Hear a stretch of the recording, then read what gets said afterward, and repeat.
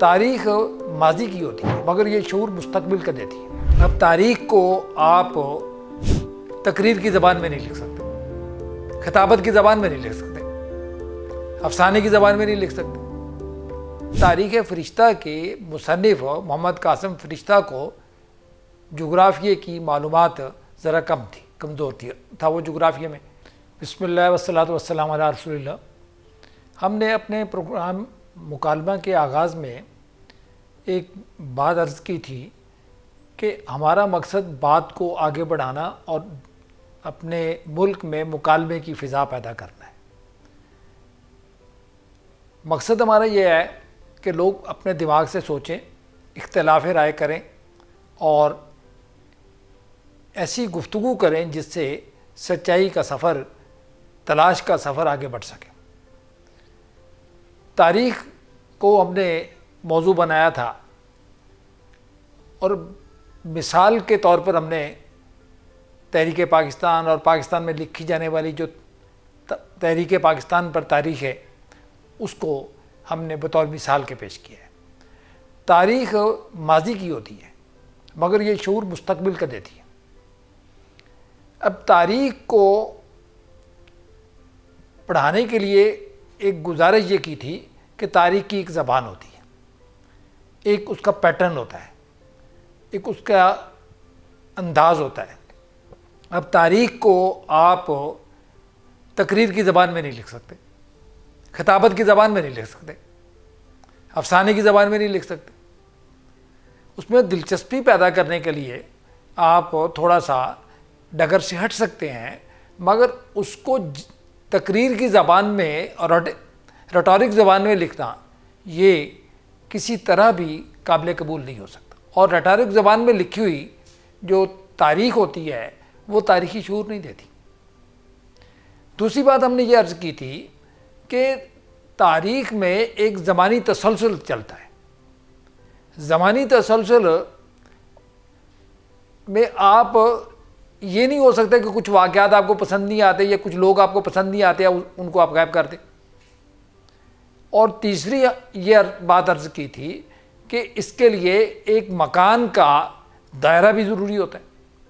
آپ ایک ملک کی تاریخ لکھنا چاہتے ہیں، ایک بر اعظم کی تاریخ لکھنا چاہتے ہیں، ایک تہذیب کی تاریخ لکھنا چاہتے ہیں تو ظاہر ہے آپ کو ایک الگ انداز سے بات کرنا ہوگی۔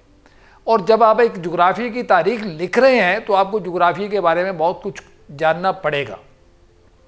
مثال کے طور پر تاریخ فرشتہ کی ایک کمزوری بتائی جاتی ہے کہ تاریخ فرشتہ کے مصنف محمد قاسم فرشتہ کو جغرافیے کی معلومات ذرا کم تھی، کمزور تھا وہ جغرافیے میں۔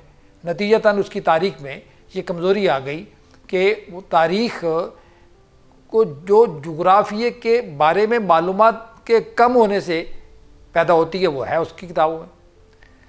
اور یہ بنیاد سامنے رکھتے ہوئے یہ عرض کیا تھا کہ پاکستان کی تحریک یا پاکستان کے قیام کی جو تحریک ہے، جو اس کی جو تاریخ ہے، اس کو جب ہم پڑھتے ہیں تو ہمیں پاکستان کے جغرافیے میں بیٹھ کے سوچنا ہوگا۔ پاکستان کے جغرافیے کو نظر انداز ہم نہیں کر سکتے۔ اور جب پاکستان بنا تھا تو اس میں 5 صوبے تھے اور آج 4 صوبے ہیں، تو ان 4 صوبوں میں تاریخ کا سفر جس طرح آگے بڑھا ہے، تاریخ جیسے جیسے آگے بڑھی ہے، وہ سارا کچھ ہم نے تاریخ کی کتابوں میں ذکر کرنا ہے اور اس سارے کو ڈسکس کرنا ہے۔ اب یہ نہیں ہو سکتا کہ ان صوبوں میں جو کچھ ہوا اس کو نظر انداز کر دیا جائے اور کسی اور صوبے میں جو پاکستان میں نہیں ہے اس کی تاریخ کو تحریک پاکستان بنا کر پیش کر دیا جائے۔ لیکن یہی ہو رہا ہے کہ ان 4 صوبوں کو اگر ہم اپنی تاریخ کی کتابوں میں تلاش کرنا چاہیں تو ہمیں ان 4 صوبوں کا بہت کم ذکر ملے گا۔ تحریک پاکستان کی تاریخ جو لکھی گئی ہے، جو کتابیں لکھی گئی ہیں ان میں نہیں ملے گا۔ اگر ملے گا تو پھر اس صوبے کا ملے گا جو پاکستان میں نہیں ہے۔ اس صوبے کے لیے ہمارے ہاں کے لوگوں نے قربانیاں بہت دی ہیں۔ مسلمانوں کے 2 بڑے صوبے تھے بر صغیر میں، پنجاب اور بنگال۔ 1916 میں ایک مسلم اقلیت کے صوبے کے لیے ان دونوں صوبوں نے اپنی اسٹرینتھ کو کم کیا اور اپنی اسٹرینتھ کے مطابق جو ان کا کوٹا بنتا تھا، یعنی پنجاب کا 56% اور بنگال کا 52%، اس کو میں سے 4% پنجاب نے سرنڈر کیا اور 4% ہی بنگال نے سرنڈر کیا۔ وہ 48% پہ آ گئے، پنجاب 52% پہ آ گئے، اور یہ 8% ان صوبوں کو دیا جو بر صغیر میں مسلم اقلیت کے صوبے تھے۔ لیکن یہ تو نہیں ہو سکتا کہ ان کی تاریخ کو ہم اپنی تاریخ مان لیں، بھئی ہم بھی تو انسان ہیں، ہم بھی برابر کے شہری ہیں۔ یہ ایک ڈائلیما تھا جس کا کوئی حل نہیں نکلتا۔ اب پاکستان بنا تو پاکستان بنتے ہی سب کو ایکول سٹیزن ماننا چاہیے تھا، مگر پاکستان کی قومیت اور پاکستان کی ثقافت اور پاکستان کے کلچر کو ڈیفائن کرنے کے لیے جو مفکرین سامنے آئے، انہوں نے نمبر 1 اور نمبر 2 بنا دی، اور نمبر 1 وہ ہے جو پاکستان کی قومی زبان بولتا ہے، اور پاکستان کی قومی زبان بھی قرار دے دی گئی، حالانکہ ان 4 صوبوں نے کبھی فیصلہ نہیں کیا تھا کہ پاکستان بنتے ہی کہ ہماری زبان کیا ہوگی، اور بنگال کو کہا گیا کہ تمہاری زبان اردو ہوگی، تو انہوں نے کہا نہیں صاحب ہماری زبان تو بنگالی ہوگی۔ اب اس کے ساتھ ہی ایک بحث شروع ہو گئی کہ پاکستان ایک قوم ہے اور اس کی ایک زبان ہونی چاہیے اور وہ زبان اردو ہو۔ اب اس جملے سے کچھ لوگوں کو نمبر 1 سٹیزن ہونے کا موقع مل گیا، اور دوسرے لوگوں کو دوسرے درجے کا سٹیزن بنانے کی کوشش کی گئی۔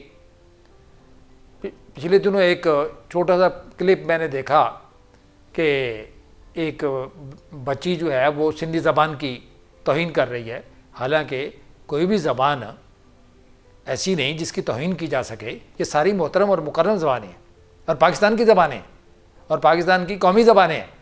اس لیے قومی زبانیں ہیں کہ ہماری قومی اسمبلی نے اپنی قرارداد میں یہ واضح کر دیا ہے کہ پاکستان میں بولی جانے والی ساری زبانیں قومی زبانیں ہیں۔ اچھا، اب اردو زبان کی ہمدردی یا اس کی عزت یا اس کے احترام یا اس کی پبلسٹی کا یہ مطلب تو نہیں کہ لوکل زبانوں کے خلاف آپ کوئی ناروا یا نامناسب جملے کہیں یا ان کو لیٹ ڈاؤن کریں، یہ تو ہو نہیں سکتا۔ یہ ساری کی ساری زبانیں جو ہیں وہ ایک ساتھ چلتی ہیں، اور ان زبانوں کا اوریجن بھی ایک ہی ہے تقریباً۔ اگر ان زبانوں کو دیکھا جائے اور ان کا تجزیہ کیا جائے تو ان میں لفظوں کی اتنی مطابقت اور اتنا اشتراک ملے گا کہ انہیں بالآخر ہمیں ایک اکائی ماننا پڑے گا اور انہیں اکٹھا کرنا پڑے گا۔ مثال کے طور پر سرائکی ایریا میں ایک لفظ بھا بولا جاتا ہے آگ کے لیے، پنجاب کے کچھ حصوں میں بھا عام بولا جاتا ہے۔